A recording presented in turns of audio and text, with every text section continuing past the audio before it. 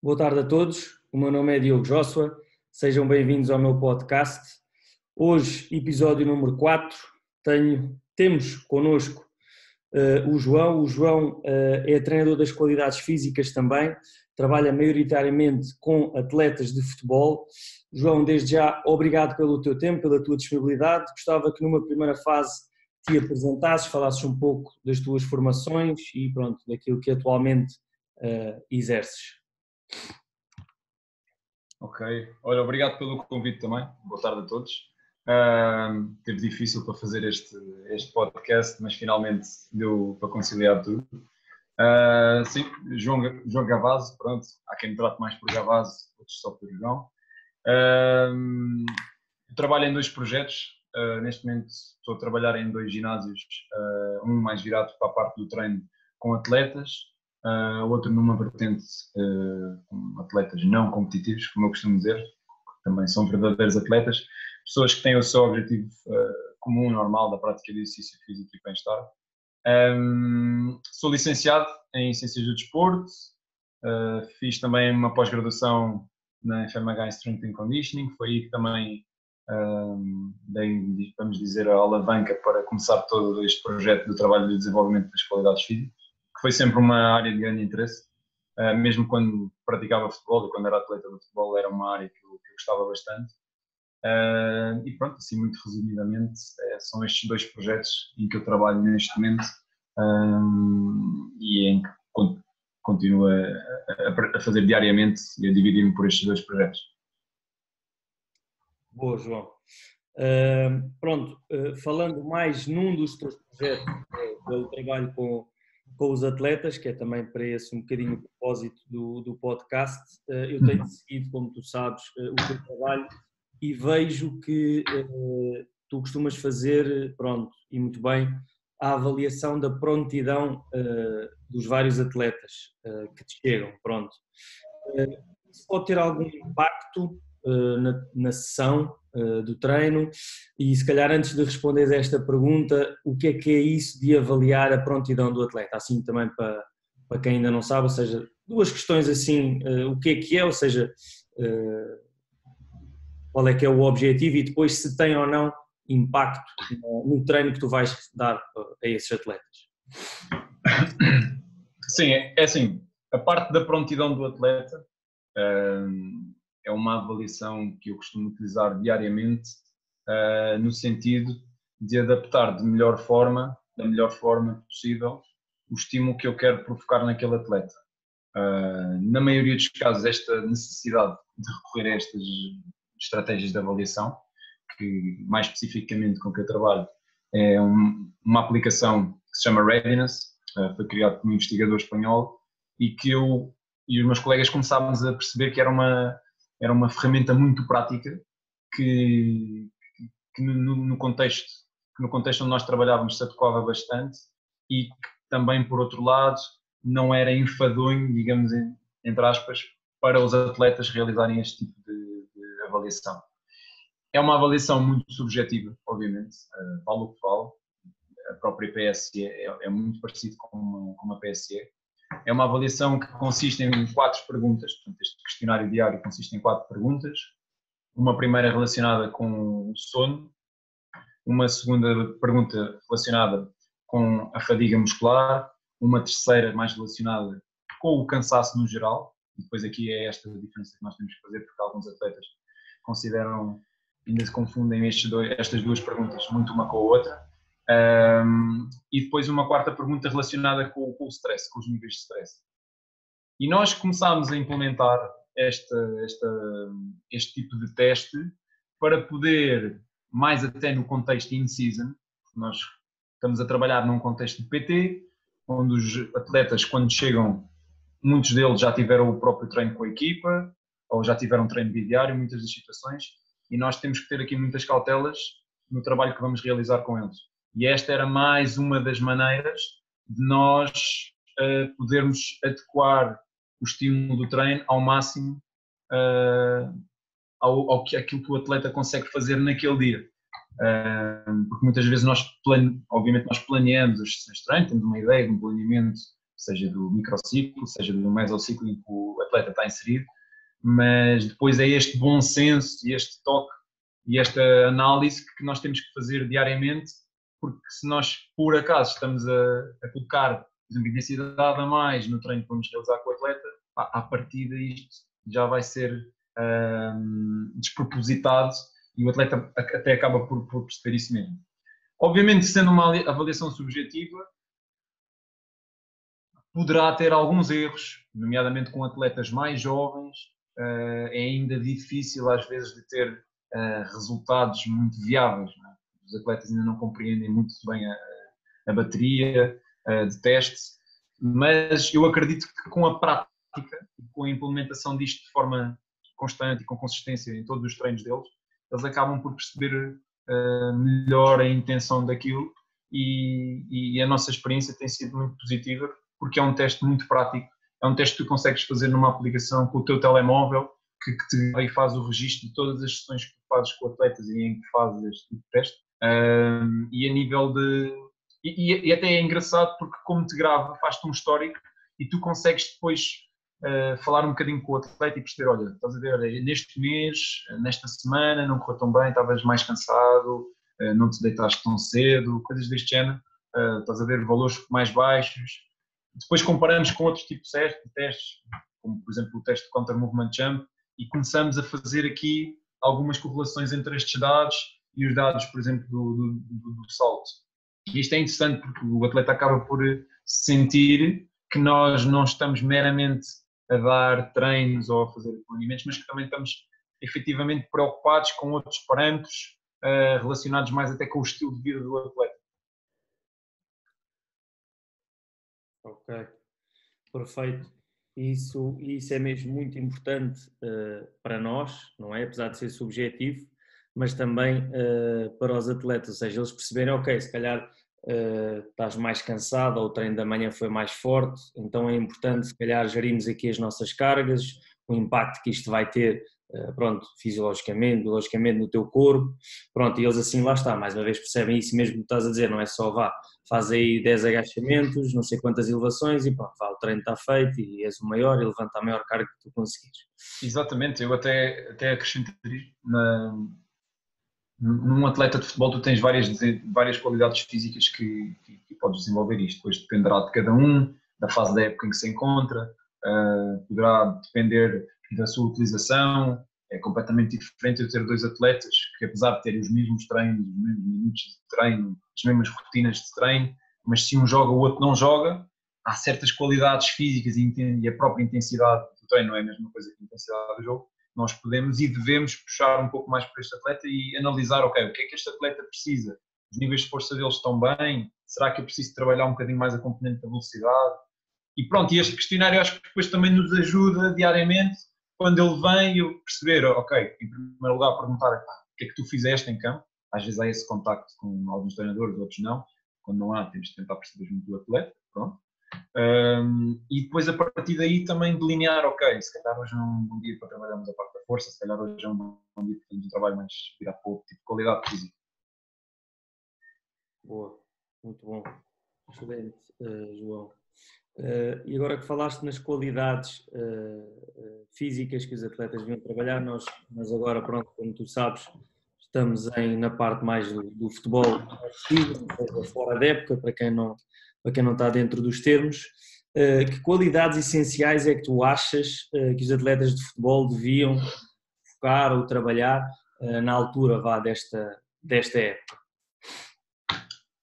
É assim, obviamente que esta é aquela janela de oportunidade de não existir nenhum calendário competitivo e é neste momento que os atletas se devem focar em melhorar alguns aspectos e neste caso os pontos mais fracos deles e que eles sentem que durante a época não é possível desenvolver.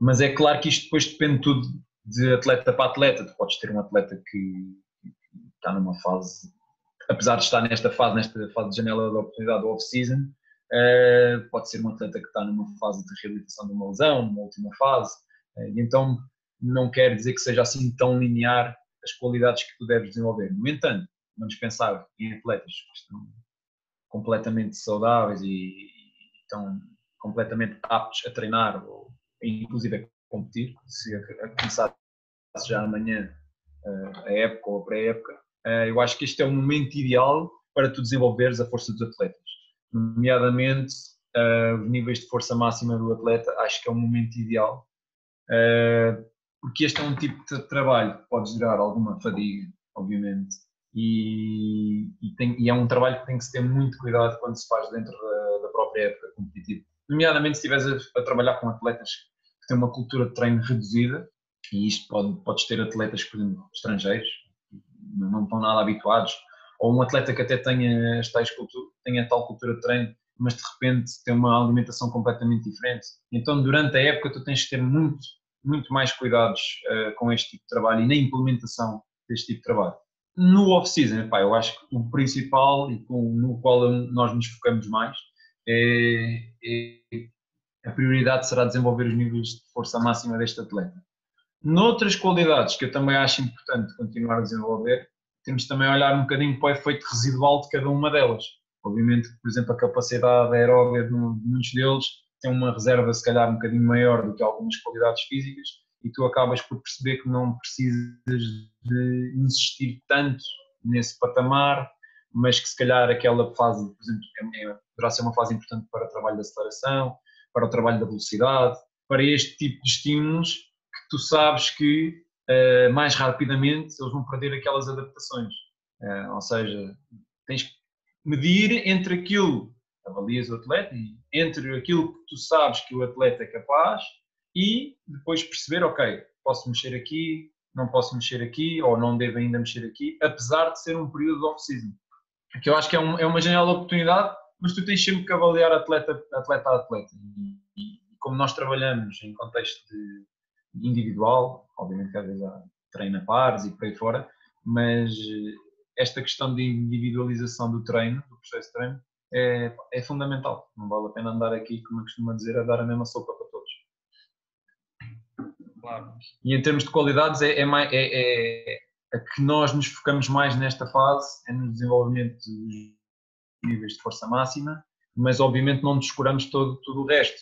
Poderá ser uma fase importante para desenvolver a aceleração, poderá ser uma fase importante para continuar a desenvolver outros skills, como skills relacionados com a mudança de direção, e aí assume uma componente mais técnica, porque são estas qualidades que eu considero que eles perdem mais rapidamente. Portanto, esta capacidade, eles perdem mais rapidamente. Se puseres um atleta no off-season a correr 30, 40 minutos, por exemplo, ou se puseres um atleta a fazer a ir jogar ténis às vezes, ou de uma maneira recreativa, obviamente, sem grande intensidade, tu sentes que o atleta consegue fazer esse tipo de atividades, obviamente. Depois aí, claro, tens uma panóplia de outros desportos que podes incluir e que podem ser interessantes até para, por exemplo, reduzir impactos e reduzir próprios padrões de movimento utilizados pela própria modalidade, e acho que isso aí pode ser importante. Boa, João, é isso mesmo. É bom ouvir profissionais como tu a defenderem isto, porque mesmo assim ainda há muitos atletas que não pensam isso, mas nós profissionais temos de tentar incutir isto neles, e é isso mesmo que tu disseste, ou seja, estes níveis de força máxima que nós queremos trabalhar com eles, é importante ser nesta fase, lá está, precisamente por isso. Eles não têm jogos, têm um tempo maior de descanso, logo as adaptações vão ser melhores, não é? Ou seja, tudo isso vai afetar a performance e a qualidade que nós queremos desenvolver nos atletas. Boa. Falando agora E até só para acrescentar, mesmo a própria... Não sei se me estás a ouvir bem, eu agora parou-me aqui a tua imagem. Ok, já está. Mesmo a própria bateria de testes que falámos há bocado, nesta fase já não tem um caráter não é tão preponderante agora, porque tu sabes perfeitamente, no meio dos casos, o que é que ele teve a fazer no dia anterior. Ele pode dizer, olha, fui para a praia, mas não teve nenhum treino com ninguém. Ou seja, tu podes continuar a fazer a bateria de testes, eu sou defensor que tu deves continuar, até porque isso cria consistência nos dados que tu vais ter e hábitos em que o atleta seja sujeito a esta avaliação. mas já é menos preponderante, porque também não te focas só naquilo, estás mais descansado, digamos assim. Claro, é isso mesmo. Muito bom. João, agora um post que fizeste há pouco tempo, pronto, recentemente, falando ainda sobre treino, sobre os atletas treinarem nas máquinas ou em peso livres, o chamado treino funcional. Queria que falasses um pouco desse post, pronto, que fizeste, também para alertarmos aqui um bocadinho os atletas e eles perceberem a importância dos dois, não é? Ok. Provavelmente alguns atletas não vão estar identificados com o que nós vamos falar, mas esta tendência do treino funcional não é de agora, já surgiu há mais de 10 anos atrás, mas há ainda uma certa tendência de categorizar o treino funcional como o treino realizado só com pesos livres ou só com exercícios realizados fora das máquinas. Temos outras coisas que não pesos livres, nomeadamente elásticos e por aí fora. No entanto, eu acho que o treino funcional, ou seja, esta ideia do treino funcional, porque depois tu pensas na seguinte forma, então um atleta que eu coloco numa máquina a realizar um exercício, se eu lhe disser que aquilo não pertence ao treino funcional, então serve para quê? Se não é funcional. Porque o treino funcional aqui será tudo aquilo que funcione para o propósito que tu queres. Portanto, eu olho mais para estas ferramentas de treino, sejam máquinas, pesos livres, como tal e qual como não é. São ferramentas de treino. É como se tivesse um saco gigante cheio de ferramentas ao teu dispor e depois adequas o treino e utilizas as ferramentas que serão mais adequadas para aquele atleta. Tu podes ter atletas, e vamos dar exemplos muito práticos, que se calhar até é mais fácil para alguns atletas perceber. Podes ter atletas que não necessitam de fazer um agachamento com barra. Simplesmente, o agachamento com barra é uma técnica para tu realizares um agachamento. Okay? Se tu colocares numa prensa, vamos pensar numa prensa com uma inclinação de 45 graus, o tipo de movimento que tu queres provocar nas articulações que estão em causa no agachamento é ligeiramente semelhante, nomeadamente do treino inferior. Obviamente que a participação do tronco é ligeiramente reduzida.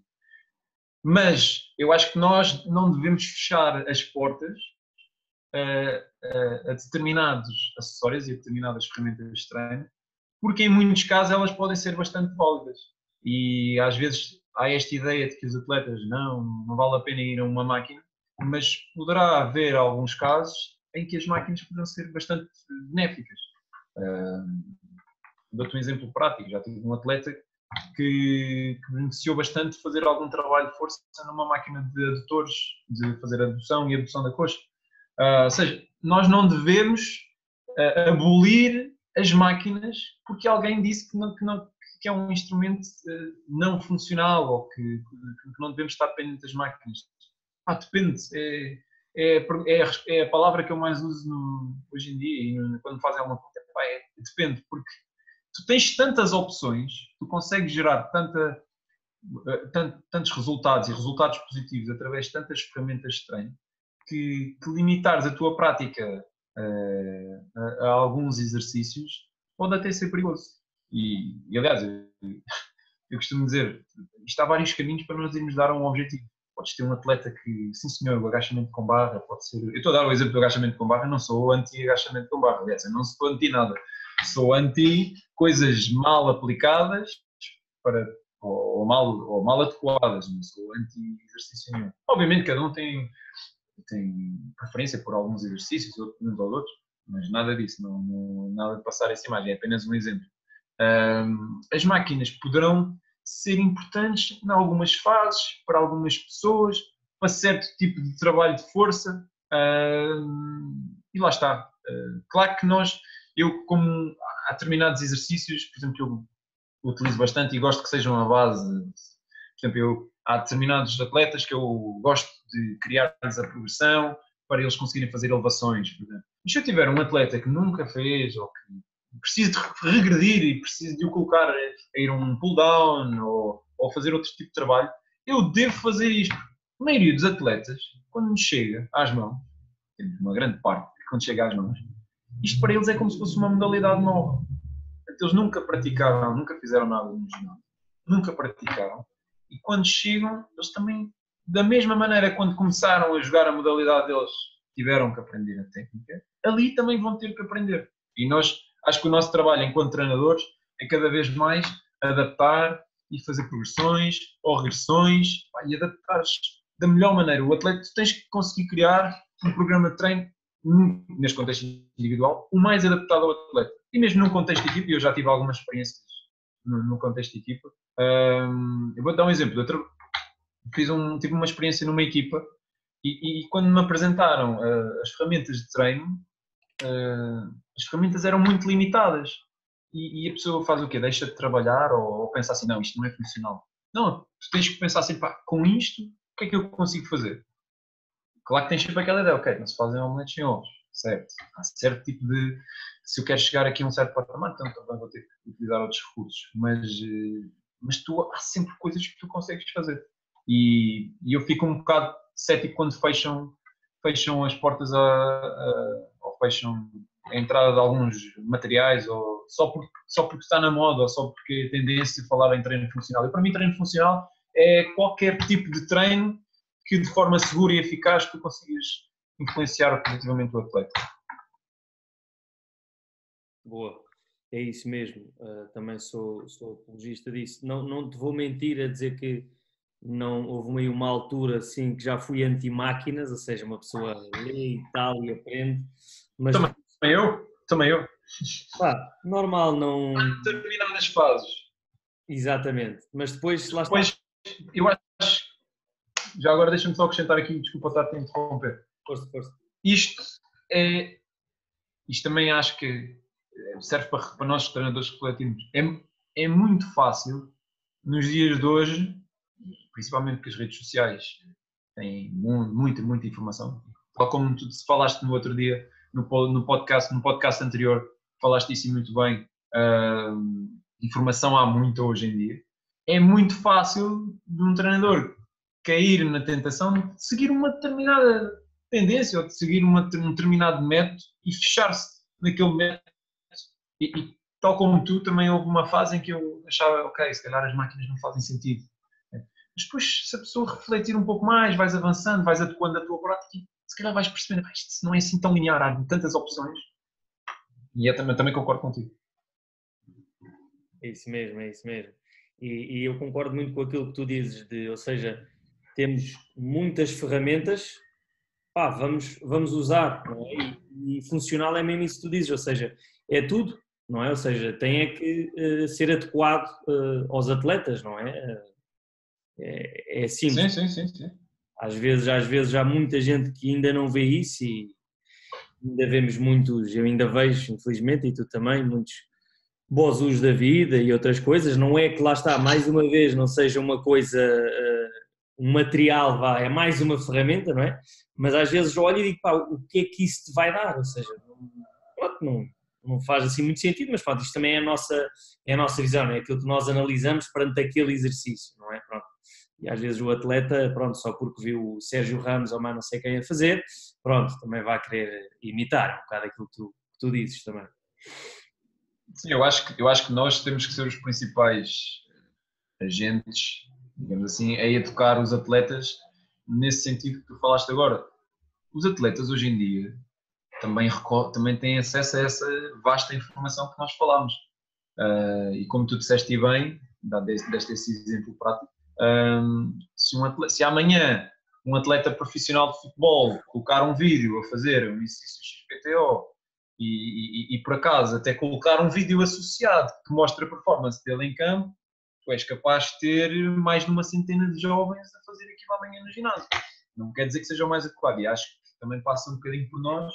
Aliás, passa um bocadinho por nós, não. Eu acho que é uma das nossas obrigações também, é de chamar a atenção dos atletas e educá-los. Não é só dizer que aquilo não faz sentido no nosso ponto de vista. É explicar-lhes, fazer entender. É aquela velha questão de tu dizer, olha, se conseguir explicar isto à tua avó é porque está de uma maneira simples e de maneira... Pronto, e na maioria dos atletas alguns não têm conhecimento nenhum daquilo. alguns não, uma grande parte não tem conhecimento do ponto de vista teórico das áreas em que nós trabalhamos, mas a maioria deles também não é, também já sabe alguma coisa, já investiga esta informação, já tem acesso a esta informação de forma diária. Os atletas também leem os posts que os treinadores fazem, também que já começam a compreender. Aliás, tens atletas, e de certeza que tu apanhas atletas assim também, extremamente interessados no porquê que tu estás a fazer aquilo com eles. Só por si também acarreta alguma responsabilidade. Claro.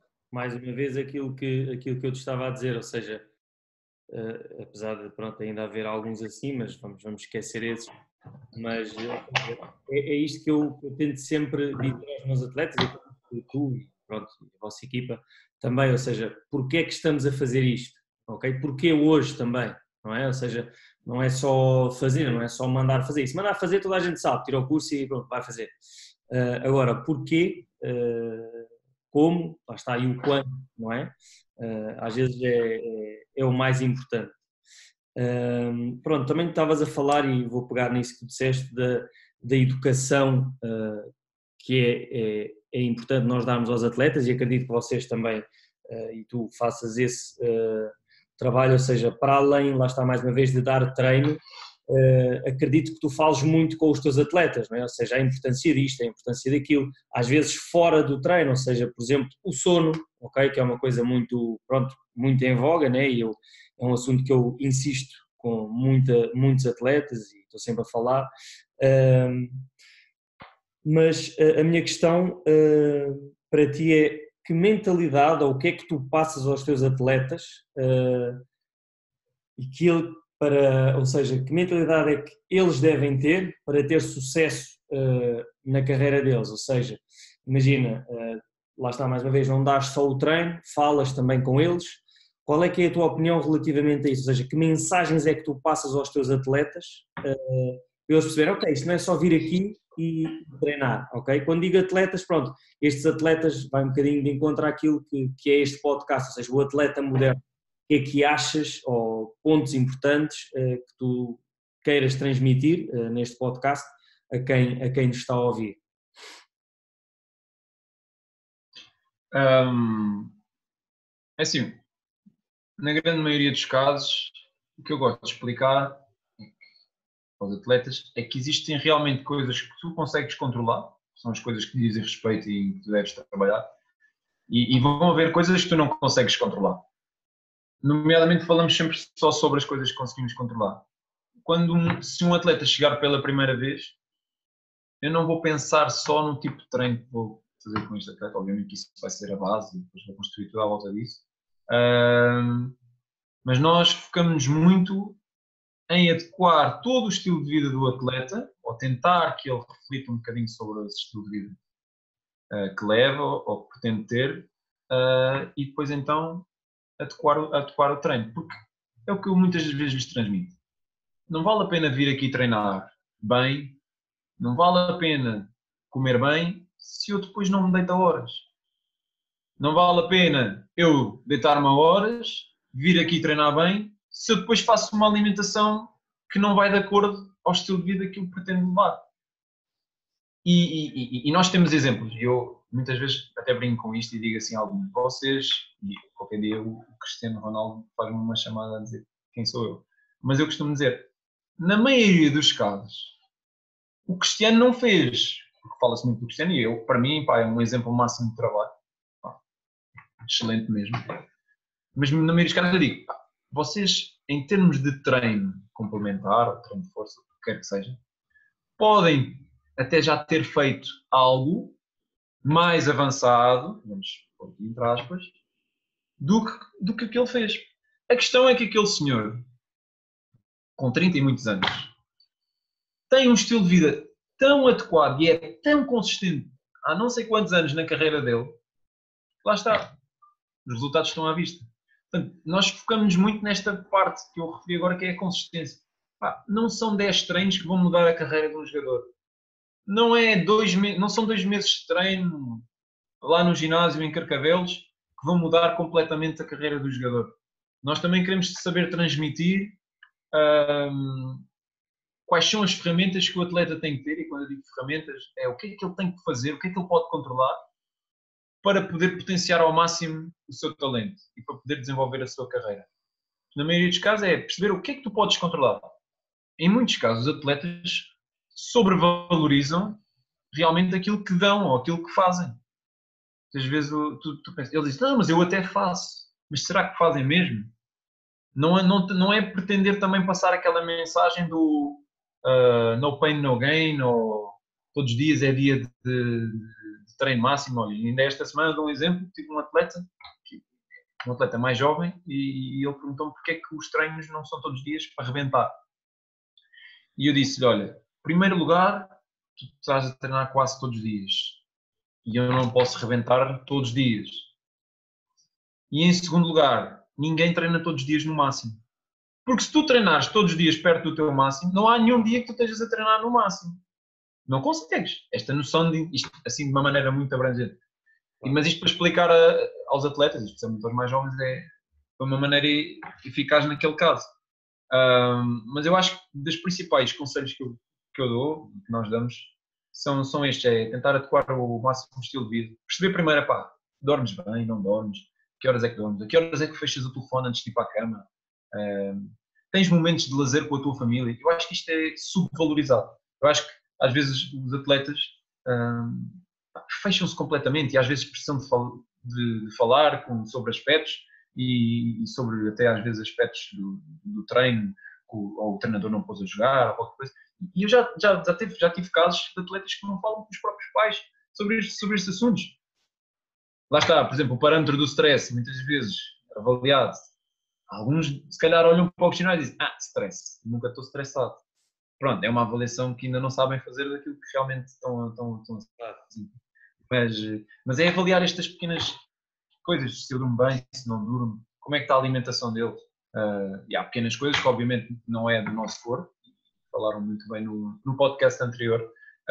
Nós quando sentimos que algum atleta não tem essa possibilidade no clube, ou quando não está com uma nutrição adequada àquilo que devia ser, nós encaminhamos para nutricionistas que são da nossa confiança, para os poderem ajudar.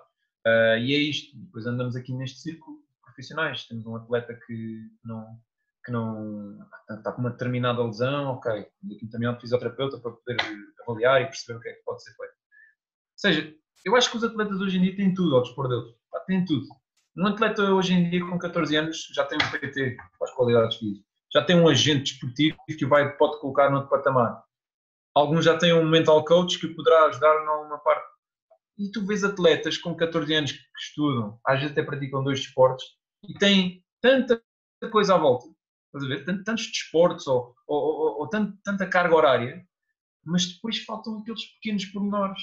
O tal deitar cedo, o tal comer de acordo, o tal refletir se realmente estamos a focar naquilo que é essencial. Muitas das vezes o atleta, vou dar um exemplo prático, um atleta que venha ter contigo, está muito focado no ginásio, mas nunca é a opção em campo. Nós podemos fazer o melhor trabalho do mundo no ginásio e no desenvolvimento das qualidades físicas daquele atleta. Mas, por exemplo, se o atleta não corresponder àquilo que é a ideia do treinador da equipa dele, ou se não se aplicar nos treinos da forma que é preciso, ou se ficar sempre, entre aspas, na azia cada vez que não é convocado ou isto, o teu trabalho pode ser muito bom, mas tu nunca vais ver aqueles reais resultados. Então, eu acho que tem que haver aqui esta abordagem 360 de vários parâmetros. Não é só o treino ali, é todo um estilo de vida adequado para depois potenciar os tais resultados. E em muitos casos pode não chegar. A sorte também é necessária. E às vezes é importante que os atletas também estejam conscientes deste ponto que é a sorte. Porque a única coisa que na maioria dos casos nós conseguimos fazer é estar o mais preparados possível para quando a oportunidade chegar. E eu tive um grande treinador de futebol, e nunca mais me esqueço das coisas que ele dizia.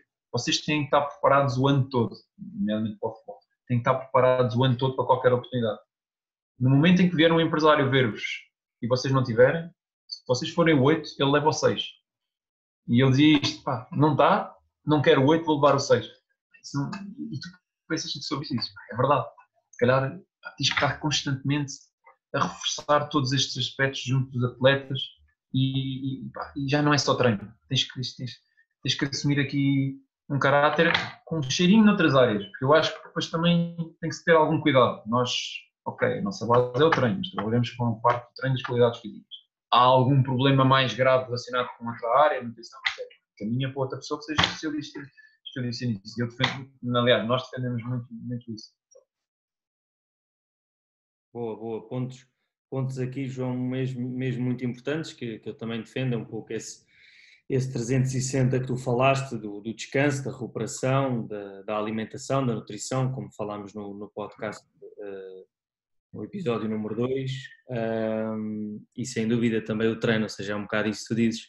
Eu também passo muito essa mensagem, tento sempre passar, ou seja, mesmo que o atleta do futebol não jogue, ele tem que estar preparado sempre. É isso que eu digo, ou seja, nós nunca sabemos, lá está, é o treinador, não é? Ou seja, não sabemos se ele vai meter amanhã, porque sim, não sabemos, né? Ou seja, há aqui uma panóplia, né, de coisas que nós não conseguimos controlar, e é isso que diz, nós podemos dar o melhor treino do mundo, mas é óbvio que se o atleta não o aplicar no contexto real, né, que é o jogo, nunca vamos ver pronto, essas adaptações ou esses resultados que nós queremos. Quantos e quantos casos não existiram de jogadores, e vamos pensar agora na parte do futebol, quantos e quantos casos não existem de jogadores que por algum motivo não são convocados, vamos pensar, há 5 ou 6 jogos ou 7 jogos, de um momento para o outro existe aquela oportunidade e não está preparado. E agora de quem é a culpa? A única coisa que nós podemos controlar aí é o trabalho que tu fazes, mais nada. O resto é assim, se não estás a ser opção, pronto, vamos pensar porque é que não estás a ser opção. Já não são só as qualidades físicas que nós temos que trabalhar. Ok, já não é só isto que tenho que potenciar. Agora tenho que pensar se calhar um bocadinho mais. Se calhar vou pensar no futebol. Tenho que mudar um bocadinho a minha maneira de jogar. Tenho que mudar a minha aplicação nos treinos. Tenho que mudar aqui alguma atitude minha face ao treinador ou face aos meus colegas. Isto é muito importante. Tu saberes analisar estes pontos e muitas das vezes, ok, ele está muito bom no ginásio, o trabalho de força está ótimo, eu sinto que ele está, como eu costumo dizer, está cavalão mesmo, mas depois falta o resto. É isso mesmo, sem dúvida. Mas eu acho que também, infelizmente, às vezes apanhar alguns que é mais fácil às vezes culparmos o outro do que olharmos para nós, não é? Sim, isso é muito mais fácil. E é importante isso que tu dizes, ou seja, acho que é importante cada vez mais, vamos chamar assim, destes atletas modernos, eles terem a noção, ok, onde é que eu estou, o que é que eu quero para mim, o que eu quero para a minha carreira, o que é que eu posso controlar, tenho aquele profissional que me ajuda, ou seja, não me dá só treino, ele diz-me, olha, faz isto, faz aquilo, o que é que tu consegues controlar, não é? E para o dia, quando chegar, vou mostrar tudo, pronto, o que tenho, não é? E o que posso. É mesmo muito bom de ouvir isso também de ti. Eu acho que até posso, só para acrescentar aqui uma parte. Os atletas, hoje em dia, apesar de terem mais recursos, eles também estão muito mais conscientes daquilo que são. Ou seja, eu considero, se eu for comparar, quando eu tinha 16 anos ou quando eu tinha 15 anos e quando jogava no Belenenses e o que os miúdos hoje em dia com 15 anos, 16 anos, a mentalidade que têm em trabalhar, eu acho que houve aqui um boom neste caso e hoje em dia também aliado muito ao facto também muito devido ao facto de haverem cada vez mais projetos de treino complementar, de haverem cada vez mais pessoas para poderem ajudar os atletas e acho que isso é tudo muito positivo, mas lá está, tem que se rever sempre aquilo que tu acabaste de referir e bem. É isso mesmo.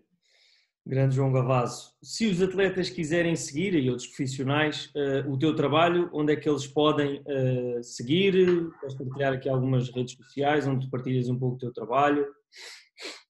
Sim, olha, eu normalmente costumo utilizar mais através do Instagram, portanto, se pretenderem seguir alguns posts ou até o trabalho diário, no Instagram Gavazo Training, é a rede onde eu costumo utilizar mais e onde eu costumo publicar mais coisas, obviamente com outras redes como o Facebook e como o LinkedIn, mas esta é aquela em que eu costumo também às vezes arranjar mais tempo para pôr, porque isso também acaba por ser um bocado de trabalho nosso também, às vezes ter tempo para fazer também essas coisas, mas sempre que posso tentar colocar algum post ou alguma coisa que venha do nosso trabalho e nós colocamos sempre. Seja a minha conta, seja a conta do Francisco, ou a conta do Tomás, acho que são sempre bem-vindos se quiserem dar uma vista de olhos no trabalho que nós temos vindo a desenvolver com atletas, femininos ou masculinos, de várias modalidades, mas maioritariamente com a malta do futebol. Boa, bem, agradecer a todos então os que nos estão a ouvir e um agradecimento também a ti, João Gavazo, pelo teu tempo, pela tua disponibilidade. Muito obrigado. Ora, obrigado, Diogo.